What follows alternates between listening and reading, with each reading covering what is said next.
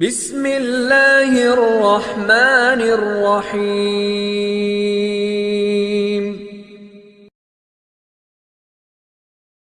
हमारे चैनल को सब्सक्राइब करें और नई अपडेट्स के लिए घंटी के बटन को जरूर दबाएं। अल्हम्दुलिल्लाह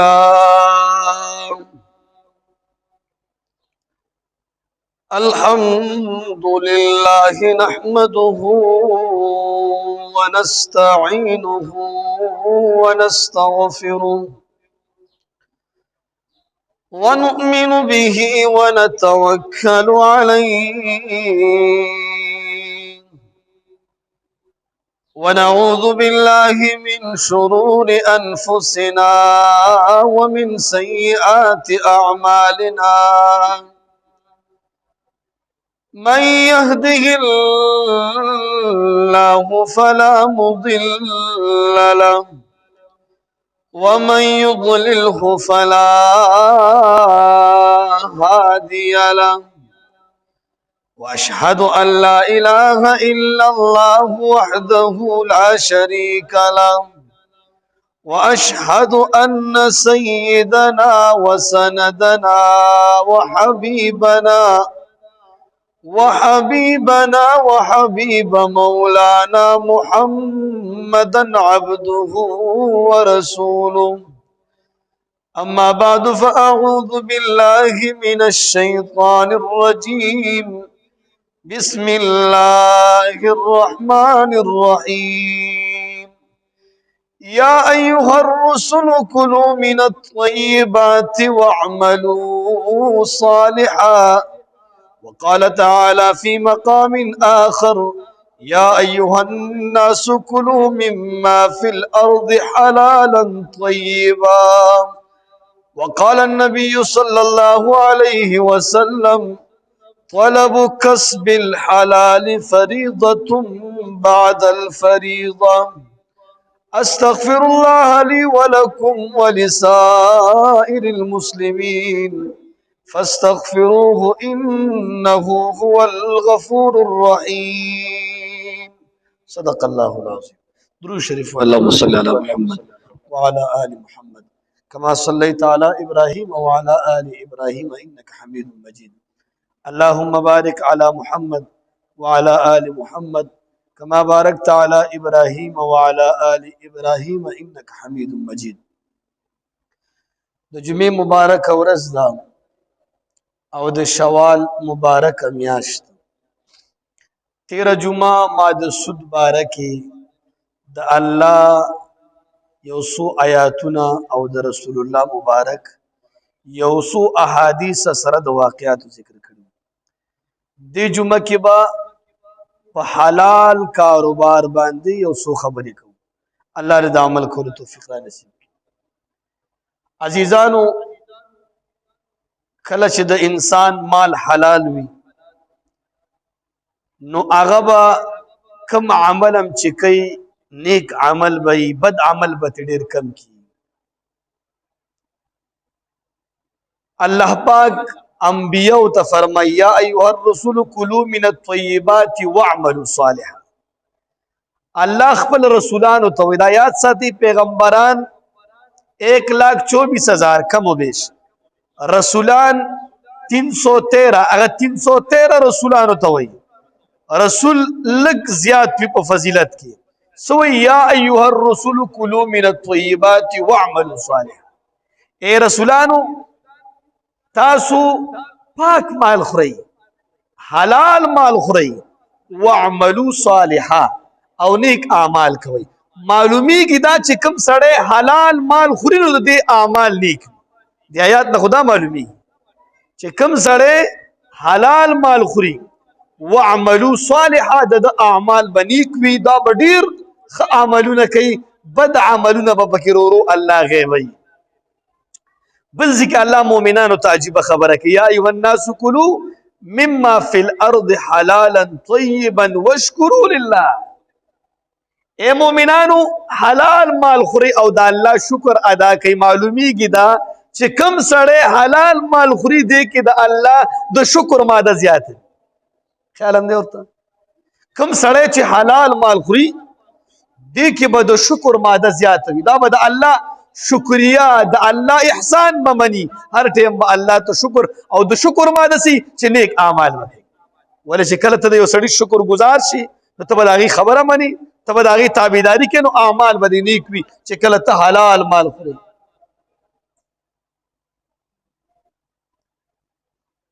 مثال یې داسې دی یو ګاډی دا په هغې کې پټرول واچول جي صفا پټرول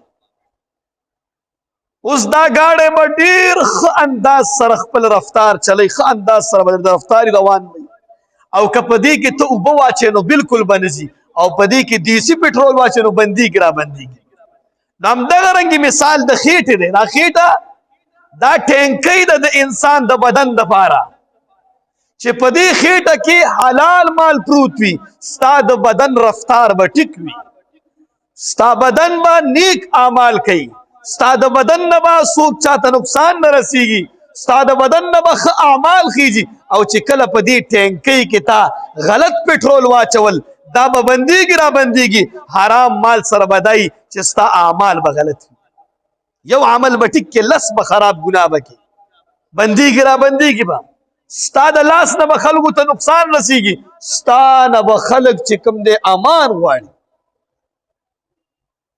امام محمد رحمت الله علیه یو لوی عالم تیر شوی دی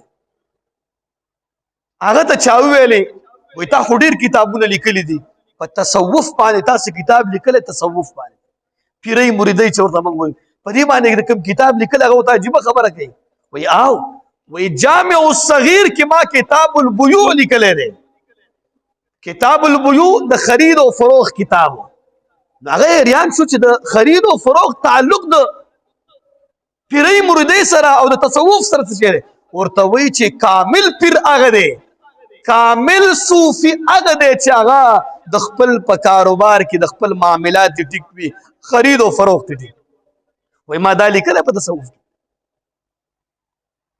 ځکه خو الله پاک د خپل محبوب بندگان چې هغه پیغمبران دي هغه ته وایي چې تاسو حلال مال خورئ واعملوا صالحا او نیک عمل سوره بقره کې په سوره انفال کې په سوره اعراف کې درې ځایونه په سوره اعراف کې الله پاک دا حکم کوي چې اے انسانانو حلال مال خورئ ترغیب د حلال مال کیږي په سوره انفال کې دوه ځایونو کې د حلال مال تذکره ده او د پاسه په دا وایي چې کوم سړی حلال مال ګټي هغه د الله شکر ادا کړي کوم سړی چې حلال مال کې نختی او حلال مال ګټي دا د الله شکریا هم ادا کړي چې الحمدلله الله ما ته روزي حلال راکړي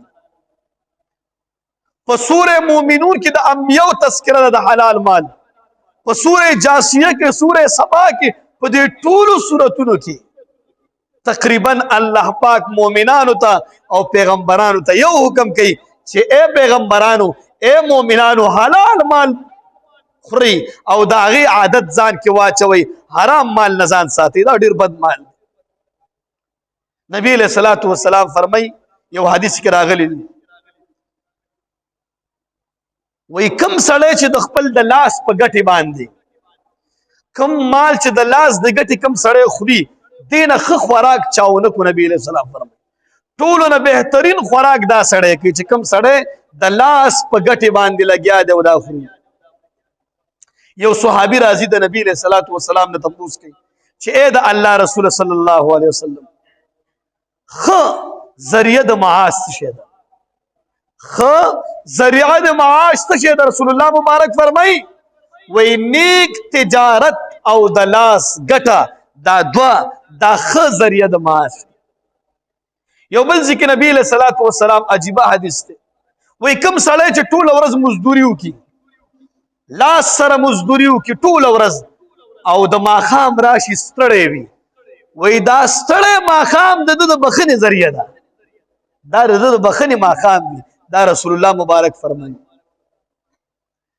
یو بل ځای کې نبی علیه الصلاة والسلام فرمایي چې کوم سړی حلال مال وګټي او خپل هم وخوري خپل هم واچوي او بل سړي ته ورکړي هغه هم واچوي د دې بنده به الله پاک ټول ګناهونه معاف کړي چې کوم سړي دا عادت وي چې یو خو حلال مال ګټي او بل په خپل هم خوري او بل تیم ورکی دا سړی ټول ګناهونو نه الله پاک کوي. سعد بن معاذ رضی الله تعالی عنہ صحابي دی.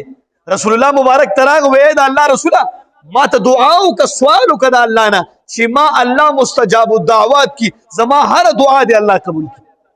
مستجاب الدعوات هغه ته ویل کیږي چې هر دعا قبول شي. کس څوک دی صحابي دی سوال چاته کوي رسول الله مبارک ته او هغه ته سوچ دا الله نه سوال وکړه. نبی علیہ الصلوۃ والسلام ورته یو خبره کوي وای اے سعد حلال مال خوره ته به مستجاب الدعوات ګرځي. زمونږ دعاګانې ولې نه قبلېږي؟ حلال مال خوره ته به مستجاب الدعوات جوړېږي. سوال مه کوه د الله نه حلال مال اخره الله به ستا هره دعا قبلوي. زما ستا په دعا کې چې اثر نشته زما ستا په یوه لقمه کې حلال نشته. کله چې زما ستا په لقمه کې حلال شي زما د الله په ذات باندې قسم وي ټینشن پریشانی به راځي او تا نه به داسې منډې وي لکه څنګه چې شیطان د مؤمن بنده نه منډې وي داسې به نه منډې وي. ټینشن پریشانی بیماری به تا نه لرې لرې ګرځي مشکلات به تا نه لرې لرې ګرځي راتلل مشکلات به الله ستا نه ختموي. ځکه خو نبي علیه الصلاۃ والسلام فرمایي الکاسب حبیب الله کوم سړی چې کسب کوي حلال مال کسب کوي دا سړی د الله دوست دی. چې ته د الله دوست یې نو د دوست خو سړی هره خبره مني که نه نو الله پاک به ستا دا مشکلات نه حل کوي. الله به دا نن سبا چې کوم مشکلات او ماحول دی دا به الله نه ختموي. خوشحالي به الله نه راولي. ولې به نه راولي چې کله زموږ ستا مال حلال شي او مو ته حلال مال ته ونخلو. پیغمبرانو نه افضل ترین بندگان نور نشته. آدم علیه السلام زموږ د ټولو پلار دی زمینداری به یې کوله افضل ترین انسان دی. ولې دوی داسې نشو کولی چې زموږ په شان دي ګډې وډې هر څه خو معصوم پاک د هر څه نه خو هغوی زمینداري کوله د لاس ګټه یې کوله چې الله دې سړي ته خپل دوست ویلی دی چې زه د الله دوست وګرځېږم. نوح علیه السلام ترکاڼو څومره لوی پیغمبر و آدم ثانی ورته ویلی کېږي ترکاڼي به یې کوله. ادریس علیه السلام د آدم علیه السلام پسې دویم نمبر شیس علیه السلام او دریم نمبر ادریس علیه السلام دا دریم نمبر پیغمبر دی او ده به درځیتوب کولو. ولې د داسې نشو کولی چې زموږ ستا په شانتې مال یې خوړه خو دوی صرف د الله پاک او دا یو وینا چې د کم سړی ذریعه د معاش په لاسونو باندې ګټه کوي دا سړی چې کوم دی د الله دوست دی دا الله ته ډېر ګران دی. صالح علیه السلام او هود علیه السلام زمینداری به کوله. ابراهیم علیه السلام زمینداری کوله. شعیب علیه السلام موسی علیه السلام چینی سره ول. داود علیه السلام زر جوړولې. سلیمان علیه السلام ټوکرۍ جوړول. څومره لوی لوی پیغمبران دي او کارونو ته وګورئ. ولې چې په لاس باندې به هغوی حلال رزق ګټلو هغوی د خپل منصب ته نه دی کتلی. د دواړو جهانو سردار رسول الله مبارک به هم چیلۍ سره ولي او هغې به هم کله تجارت کو کله به یو بل شی کو. د دواړو جهانو سردار ته څه ضرورت ده خو صرف دا چې حلال رزق موږ د خپل په لاسونو باندې وګټو او هغه مال وخورو د الله دوست ګرځېږو. صرف د دې یو عمل دپاره د ټولو انبیاو پیشه تاسو وګورئ د ټولو انبیاو ذریعه د معاش وګورئ د ټولو انبیاو دا کارونه وګورئ چا به ذمهداري کوله چا به چیلۍ سره وله چا به حلال مال وخورو. زندگی به څومره وي 80 کاله به 50 کاله به 10 کاله به 100 کاله به څومره به ته حرام مال وګټې او ستا حرام مال رستو بچي خوري ته لاړې د الله په عذاب کې ستا بچي په عیش او عشرت کوي. قسم په الله که لسو لوټ ستا په نوم باندې ورکړي لسو لوټ. مخکې بچي وو چې د پلار پسې به عمرې کولې پلار پسې به خیراتونه کول پلار پسې به جومات کې منځونه کول هغه بچي زما د الله په ذات باندې قسم په دې وخت کې نشته. په 100 کې 1% بچی نشته. احمد لاهوري رحمت الله علیه فرمای وای نن سبا 80% ګناهونه دا د حرام مال د وجې نه کېږي. 80% 20% ګناهونه داسې دي چې دا نورو خواهشاتو د وجې نه کېږي. 80% ستا د بدن نه چې کومه ګناه وځي هغه صرف د حلال د کمۍ نه وځي. چې ته حلال کمۍ نه کې حرام خوري ستا بدن نه ګناهونه 80%. موږ د دې بچو لپاره د خپل آخرت خراب کړی دی. موږ د دې بچو لپاره د خلکو سټونه باد کړي دي، خو هغه پیسې هم راوړي، بینک بیلنس جایدادونه هم جوړ کړي، سبا په موږ باندې توکان هم نه توکي. ولې موږ داسې کوو؟ حلال مال وګټو، خپل وخورو، د الله په لاره کې ورکو، خپل په ژوندون کې ورکو. بعضې خلک د مرګ حالاتو کې پراته دي، قسم په الله که د هغې په زړه کې دا راځي چې زما مال دی په ښځې کې ولګي، اوس دې نه بس خو ستا زندګي ختمېږي، د خپل په ژوند کې ورکه، په خدای چې خپل په ژوند کې ته 100 روپۍ ورکړې، ستا له ژوند نه پس 1 روپۍ هم ستا زوی نه ورکوي، خپل په ژوند کې ولګوه. نو حلال مال رزق وګټو عزیزان. نبی علیہ الصلوۃ والسلام فرمایي وای الله پاک په حضور کې به انسان ولاړي تر هغه پورې به نه خوځېږي چې 4 جوابونه ورنکړي. عمر مې درکړی او څنګه دې خرڅ کړ، طاقت مې درکړی او څنګه دې خرڅ کړ، ځواني مې درکړې او څنګه دې خرڅ کړ، مال مې درکړی او څنګه دې وګټو او څنګه دې خرڅ کړ. تر هغه پورې به انسان خوځي نه، د جنت بوی به هم نه لګي تر کومه پورې دا 4 جوابونه نه یې ورکړي. دا خو څه ګپ نه دی چې ته مال وخوره او الله پاک به بیا تا سره اسانه معامله کوي. دلته چې پلار سره بد وکړي په خدای کې بیا پرېږدي، او ته د الله سره بد کې او حرام مال ته نښتې، او ستا التجا دا ده، ستا درخواست دا دی، ستا د زړه امید داسې دی چې زه به جنتي یم. دا کېدی نه شي عزیزانو. دنیا دارالعمل دی، چې څه دې وکړه هغه به درته میلاویږي هلته. بیا دا دنیا الله جوړوله څه دپاره؟ کوشش وکړو. ابوبکر صدیق رضی الله تعالی عنہ یو صحابي دی، خلیفه اول. هغه به وایي د هغې سره یو غلام و، هغه غلام به هره ورځ مال راوړه، څه خوراک به یې راوړه. ابوبکر صدیق رضی الله تعالی عنه به ترې پوښتنه وکړه چې دا دې څنګه ګټلي دي؟ هغه ورته وویل چې داسې نو چې کله به جایز ځای و بیا به یې وخوړلو. یو وارې ابوبکر صدیق رضی الله تعالی عنه ډېر زیات وږی و، ډېر وږی و، د غلام هغه شی راوړو، ابوبکر صدیق رضی الله تعالی عنه ډایرکټ لقمه وکړه، خولې ته یې واچوه. غلام ورته وایي چې ای زما اکا ستا ترتیب داسې و، ستا یو شان و چې تا پهله تپوس کولو او نن دې ډایرکټ خولې ته واچولو. وایي زه نن ډېر زیات وږی وم. وایي ښه اوس راته ووایه چې دا پیسې دې څنګه ګټلي وو؟ ابوبکر صدیق دی او 2-3 کپې ترې کړي دي، او ورته وایي صاحبه وایي دلته زمانه جاهلیت کې ما یو سړي ته څه دم کړی و، زمانه جاهلیت کې مې یو سړي ته دم کړی و، هغه پیسې زما هغه سره ایسارې وې، او اوس هسې مې ورته رایاد کړو په یو واده کې، هغې راته راوویست رایې کړه. او ابوبکر صدیق رضی الله تعالی عنه اوس لاس اچوي چې دا راوباسمه، او مخ یې مکمل تک جړ شو. څه کسان ورته ویل چې حضرت ځان به وفات کړي. وایي څه وکړم؟ وایي اوبه وڅښه او بیا لاس واچو، اوبه یې وڅښه بیا یې لاس واچو، هغه ټولې لقمې را واچولې. نو هغه صحابي ته تپوس کوي چې ای د الله بنده تا خو ځان مړ کولو. وایي ما د رسول الله مبارک نه اورېدلي هغه بدن جنت ته نشي تللی چې په کوم بدن کې حرام کړو.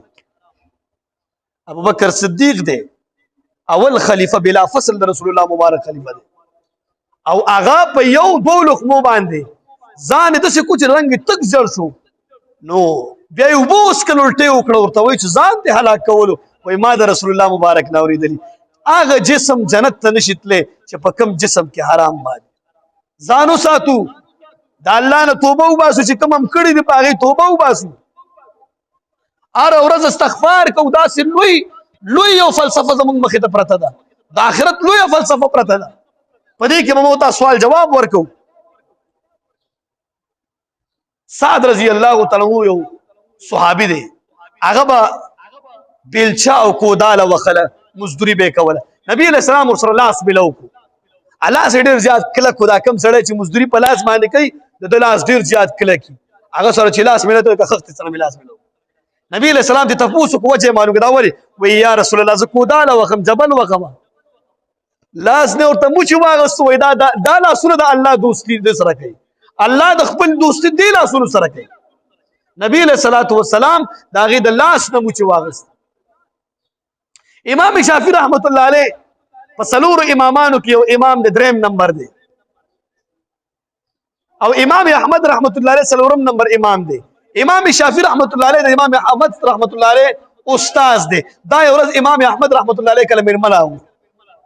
امام احمد رحمت الله علیه خپل لور ته وایي چې ښایسته خوراک پخه کا. ما کړه زما ډیر عزیز مېلمه زما استاد راغلی امام شافعي رحمت الله علیه وایي ښه هغه لورې ښه مزیدار ترکاري تیاره کړه روټۍ برابره کړه. امام شافعي رحمت الله علیه ته یوړه او ورسره یو لوټه ډکه که پلار ته ویل دا لوټه ورته کېده شپې به عبادت کوي. دا خو لوی سړی دی امام شافعي رحمت الله علیه چې دا یې ورته یوړه سهاره پورې یو خو یې کومه ترکاري ویسته تور ترکاري خوړلې وه او بل سهاره پورې هغه لوټه پرته وه. هغه لوټه چې کله امام احمد رحمت الله علیه رادننه کړو کور ته هغه لورې ورته وایي چې ای زما پلاره تا خو ویل دا ډېر تقواداره بزرګ سړی دی او زما استاد دی ته خو یو داسې وکړه ټوله ترکاري وخوړله. د نیک سړي دپاره دومره خوراک نه دی پکار. دویم نمبر دا ما لوټه ایښې وه او ده چې کوم دی هغه لوټه ما ته همداسې راغله معلومیږي دا چې ته بېګا اودس نه دی کړی تهجد لمونځ نه دی کړی. امام شافعي رحمت الله علیه چې کله دا خبرې اورېدې امام احمد رحمت الله علیه ته وایي تا چې کوم ترکاري ما ته راووي ستا د حلال مال وه وایي هغې کې دومره نورانیت و چې زه په هغې باندې پوه نه شم ما ټوله ترکاري سره د روټۍ وخوړله. او دویم نمبر هغه ستا مال کې دومره نورانیت و چې ما ټوله شپه خوب نه دی کړی ما مسلې حل کړي او ما د شپې په اودس باندې سهار مونځ دارې خوب وي. چې کله حلال مال وي هغې کې به نورانیت وي هغې کې به چې کوم د سکون وي هغه به ستا اعمالو طرف ته راولي نیک اعمال به درنه وباسي. عبدالله شاه یو کس په دې دیوبند کې هغه به وایي واښه خرڅول او دیوبند علماو ته به یو کال پس یو میاشت پس داسې پروګرام شانتې کولو. وایي د دیوبند علما به ټوله میاشت هغه ته ظاهري مینت کوي چې دا پروګرام به کله کې ولې وایي دیوبند علماو به فرمایل چې دا سړی کله موږ ته دعوت راکوي د ده په دعوت کې داسې عجیبه تاثر وي چې دا موږ وخورو بیا کتابونو ته نښتي ټوله ورځ او شپه مسلې حل کړي. او چې کله د حرام مال وخوړه بس بیا د خېټه ډکه ورسه چاټۍ لسید اوس کله لاړې بس خبره ده. د حلال مال رزق خوراک عادت ځان کې پیدا کړو. حرام ډېری حلالو کې به ټیپر ملاویږي په حرامو کې به نرۍ غوښه ملاویږي خو دواړو نه ډکې متیازې جوړېږي. سوچ هم کړی دی صرف د 2-3 منټو خوند دی دلته د دا 2-3 منټو خوند کې مو تا د خپل آخرت تباه کړی دی. دې دپاره کوشش کم خلکو چې حرام مال کړي توبه وباسو یا الله ما زه پوه شوی نه وم خپل اولاد دپاره د خپل آخرت مه تباه کوئ. قسم په الله نن سبا هغه اولاد نه دي خپل اولاد دپاره ځان مه تباه کوئ. کوشش وکړئ حلال رزق ګټئ. لس دې وي خیر دی لږ پریشاني به حالات به راځي لږ پریشاني به راځي قسم په الله چې الله به حالات خپله ټیک کوي پریشانیانې به دې ختمې شي او حلال مال به راځي. الله دې د عمل کولو توفیق را نصیب کړي. الله پاک د موږ ټولو ته د حلال مال رزق توفیق راکړي او د هغې د خوراک توفیق راکړي. د حرامو نه دې الله موږ ټولو ساتي.